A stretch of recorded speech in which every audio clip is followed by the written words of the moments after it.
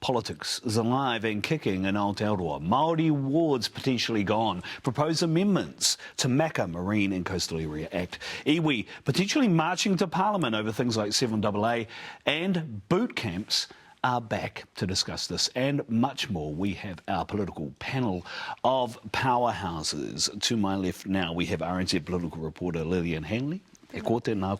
We also have with us here now Auckland University Criminology lecturer Emmy Rākete, Emmy, and back with us again Dr Lara Greaves, Associate Professor of Politics at Victoria University. What's that look for? I'm tired. I'm just tired. That's not the way to kick off the show. 8 months into the term, I'm tired. Really? Yeah. Are you tired because it feels like there's a lot of talk about Māori issues, take Māori, from this coalition government?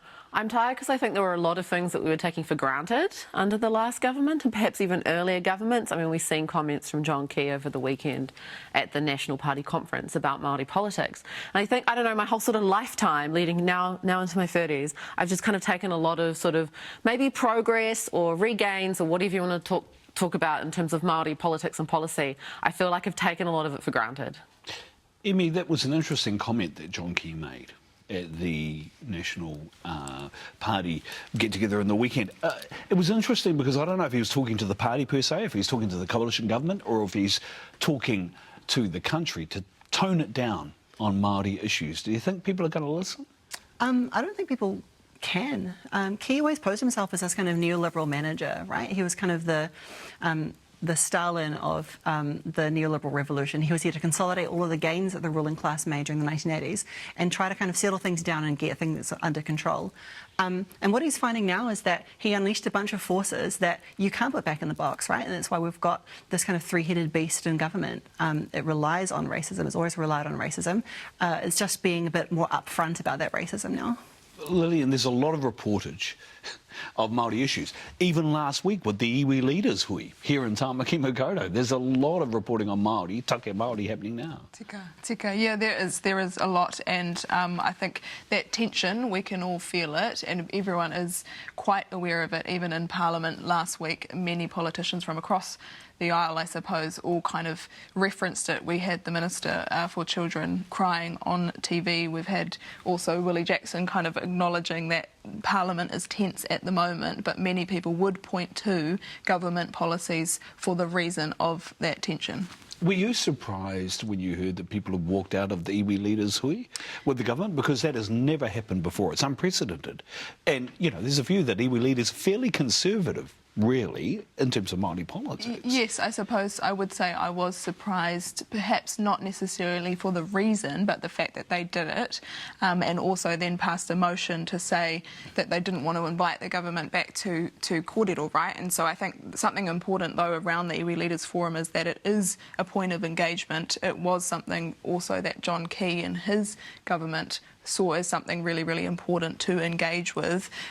We've also seen, and the Prime Minister Christopher Luxon is engaging with the Iwi Leaders Forum. We as media have actually not been alerted to some of these meetings, and you can read into that what you will, but Christopher Luxon is trying to engage, and I guess a point to be made around the iwi leaders is whether it's a point of engagement that needs to remain or not. But given that significant move, we can see that Māori are quite serious about what's going on. What did you make of things like the walkout, Ngāti Wai calling the Crown to account, saying get out of our takiwā when it comes to Maka? As I say, this is a fairly conservative group, and yet they're being very direct with the Crown.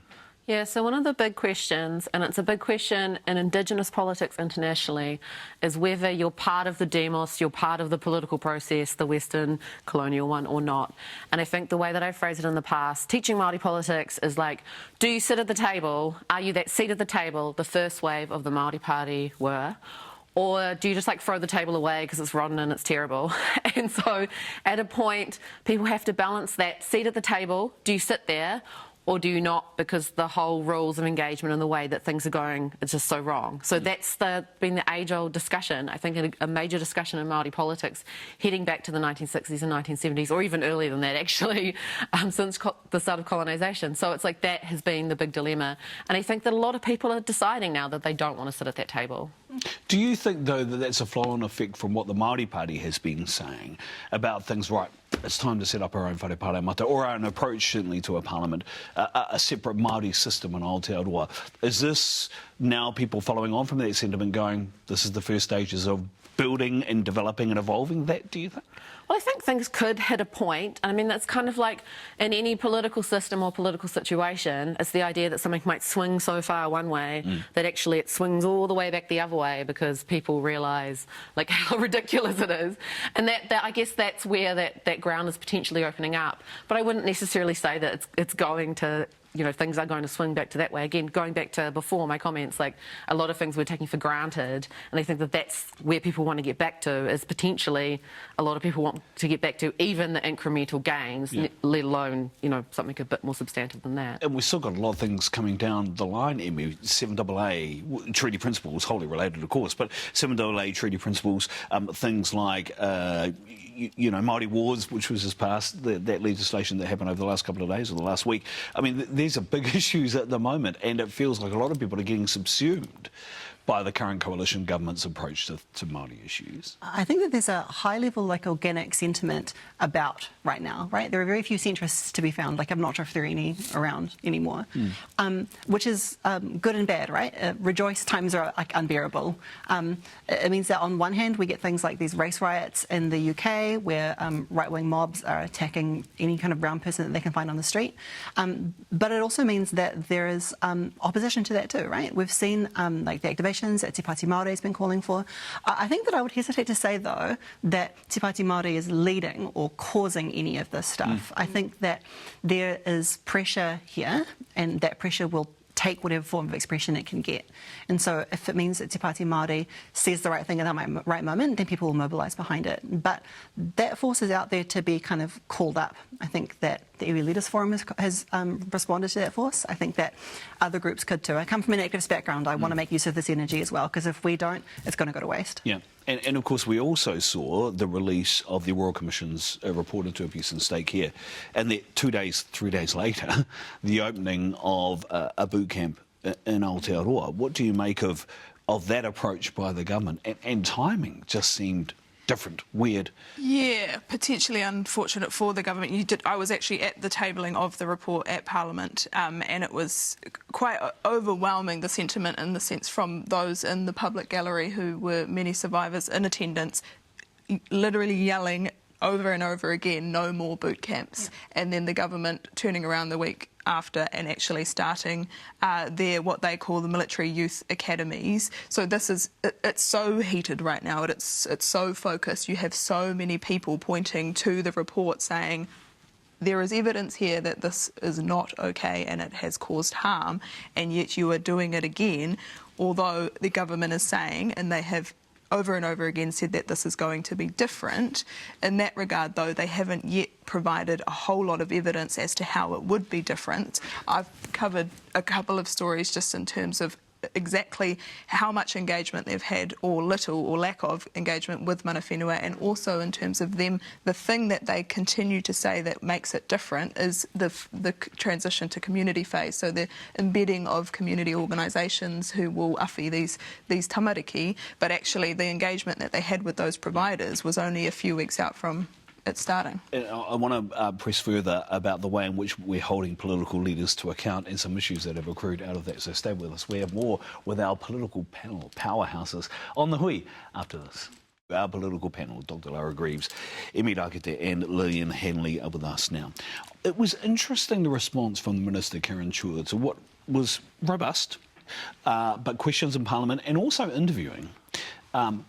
Pressing for details around policy and the implementation of policy. What do you make of the accusation potentially that people have crossed the line in trying to hold ministers to account, and particularly the example with the Honourable Karen Chua. Yeah, I mean, there certainly has to be a balance, right, or a focus on the policy. And across the board, like I said, there was conversations last week in Parliament from various politicians who did say it does need to be focused on policy. And I would argue that actually a lot of the questioning around this issue, like I've said, there hasn't been a lot of detail. So actually it's been a fact-finding mission, and sometimes you really do have to interrogate. I see a lot of nodding of heads here. You know, that the accusation was, of course, that people push too far, but what I'm getting is I don't think people have. It's just holding people to account. Ministerial warrants and portfolios. I find it a bit tricky because, look, I agree that politics, Parliament should be held up and should, the terms of debate, the tikanga should be, highlighted and good and positive and like an area we could see diverse people, etc., etc. Okay, positive, cool, yay. But also, when you are going to make policy, you're meant to provide the reasons for the policy. And at times, Minister Chua does say, the reason we're doing this policy is I know because I'm care experienced and this was my experience. Yeah. And so that's where it gets a bit murky, because she's giving her own case as a rationale for policy for thousands, hundreds of thousands of people. And so that's where perhaps the tone of the critique could be maybe a bit different. But when you do use your experience as a rationale and anecdotes as a rationale for policy rather than the bulk of evidence, that's what will happen. Emmy. There's nothing that's more important than children, right? It feels almost stupid to have to say that. And we've just been tabled evidence that 200,000 children and young people were raped, tortured or abused under policies looking very much like exactly what Chawa is putting forward. So I think that there is every reason for the debate to be incredibly robust. This is one of the most important decisions that we're ever going to make as a country.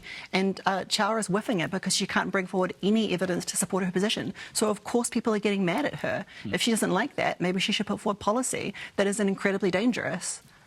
I want to talk about councils, and in particular Māori wards. We've seen the new legislation that was passed, and councils have had varying degrees of response to that legislation. People will say, though, some might say, well, why would Māori worry about this? Because Māori don't get out and vote at local body elections. I mean, look what happened in Tauranga with Ria Hall. Mahi Drysdale cleaned up there. People aren't getting out and voting in local body elections. Does it matter whether or not we have Māori wards? Well, I think, look, we've been talking about democracy, having a discussion what democracy looks like and what it looks like in Aotearoa. I hear the word democracy, democracy, democracy everywhere, all the time. And some of the rationale for these Māori wards is to have proper policy input from Māori in the electorate. That person who is the Māori ward councillor, that then becomes their job to go and seek out and represent Māori and think, what are some Māori views, what are mana whenua views, what are mātāwaka views in this area. That's becomes their job. So that helps evolve our version of democracy and helps there be policy input. Because, yeah, again, one of the basic ideas behind democracy is we have policies and we justify them in some way. This is actually in Western political thought, the kind of stuff that, David Seymour and others cite all of the time as being democracy. Other issues I want to explore. So, national government released policy yesterday, maths curriculum.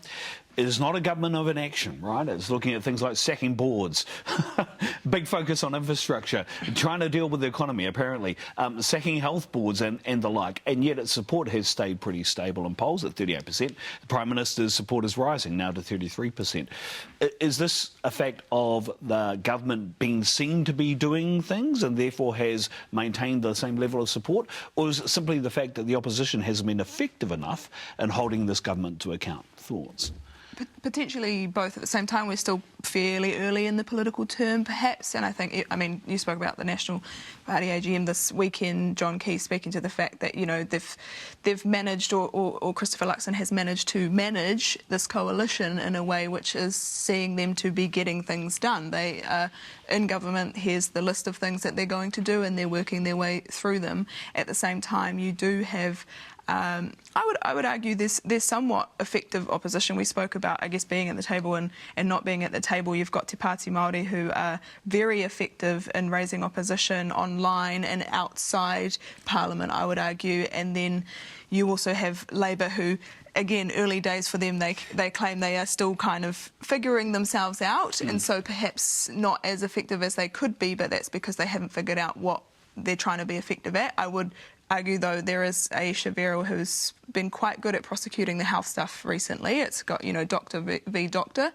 And then you do have the Greens who are dealing with a lot of issues themselves potentially holding them back from being effective. Let's talk about the Green Party. It was interesting to see the response from the Pacifica wahanga of the Green Party come out and have a crack at the leadership, actually, not just in what's happened with Darlene Tana, but the treatment of wahine Māori within the Green Party. Again, something that we haven't seen before, and I thought that was an interesting thing to observe and for that to happen. Yeah, well, the Greens are always an interesting case. I feel like over the last few years, doing media things, everyone's always like, the Greens, they're not so good at being a political party. And yeah, they fundamentally have this happen time and time again. I think that they think of themselves as a group that are pro-te tiriti, and I think that they will think longer and harder about it than any of us potentially will. I can imagine the soul-searching and the thinking about the Māori and Pacific dynamics that will go on in that party. I'm sure it will be intense. I'm sure it'll be very long and detailed. But yeah, that has obviously been a bit of a challenge for them, and not quite having the full suite of candidates in the Māori seats, I imagine, is something in future they'll want to rectify. Yeah, we don't normally see this play out in public, though, Emmy? They normally keep this under wraps. So for them to come out publicly and state this was interesting. It would have been probably nicer for the Greens if it had stayed under wraps. I will say, though, their support hasn't collapsed during all of this stuff. So I think that it's having less of an effect on their base than people would expect it to. I think people saw that Gloria's had a predictable meltdown from the way that she was being treated, and have been willing to see that as kind of not the party's deal. It's not kind of an indictment of the Greens structurally, and they seem to be doing kind of fine. OK, I want to ask another question. It's not actually about New Zealand politics, but I feel we should talk about it. Donald Trump or Kamala Harris, who wins? Ahorangi? I actually would not put money on this at all. You think it's too close to call? I just think it's too close to call. Honestly, fundamentally, would just not even know. I've stopped trying to predict politics. No, I haven't. I'll just try and predict Māori politics, the easy one. No, I won't. But no, it's too close to me. It's too hard to figure out. Should people even worry about it, Emmy? No, neither president is going to end the genocide in Gaza. Neither candidate has shown any real interest in dealing with any of the fundamental issues of American imperialism. We're all under the boot. We're not likely to get out of the boot regardless of who is wearing it. This race doesn't have anything to do with humanity's future. They're both villains. I'm also not going to put money on it and choose, but I guess from a political perspective, or something that Aotearoa could engage with them on, considering the kind of different paths that may come out of various president, whoever wins, Kamala being potentially the status quo, as we've seen with Joe Biden, potentially Trump, in terms of how that might impact our trading relationships, things like that could have an impact. Could have an impact. E koranga tira tēnā koutou. Thank you very much for your time. Thank you very much for your perspectives. Ngā mihi nui kia koutou. Katoa.